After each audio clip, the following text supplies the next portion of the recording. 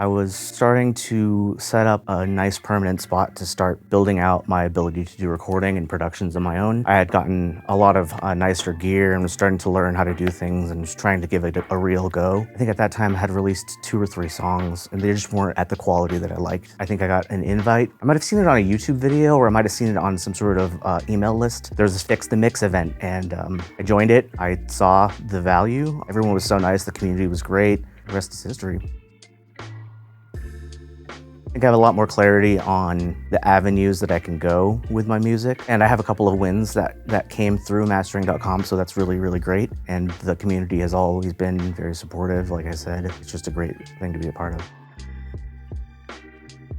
It's interesting that we start with mastering. For the longest time until I did TRE, mastering was kind of precious. People kind of surround it with this air of mystery, and the mastering engineers are, ooh, magical people, wizards. You'll never be one of them. Seeing how it all boils down and using that as a starting point to build the foundations of mix and then production on top of that, begin with the end in mind. I thought that was really great. Of course, I've mentioned this like 3 times now. The community has been wonderful. Mentors are all amazing. Everyone's been really supportive and helpful.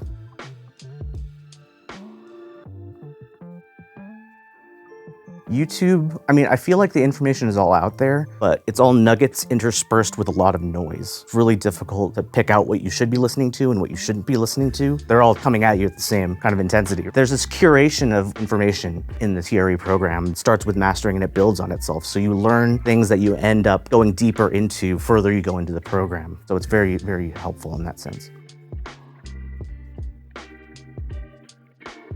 Confidence, I think everybody has this, especially if you're learning on your own, you have this feeling that you're never quite good enough. Sometimes you'll try and convince yourself it sounds good and then you'll talk yourself out of it sounding good. But just the awareness that like the product that I'm producing is industry quality. I can play with the big boys, so to speak. Just that confidence is amazing to be able to have.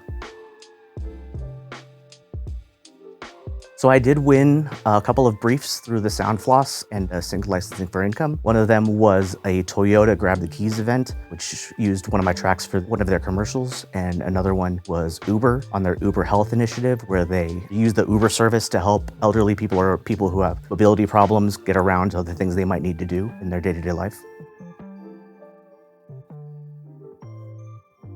I don't think I would have been confident, that's for sure. It's hard to picture because I feel like it's been so ingrained in the workflow that I do now. There's all these sayings like free the fader, end in mind, emotional intent, all these different phrases that I feel so ingrained in my production process now that it's hard to even picture what it was like before. I feel like I would be a lot more insecure in the type of stuff that I send out.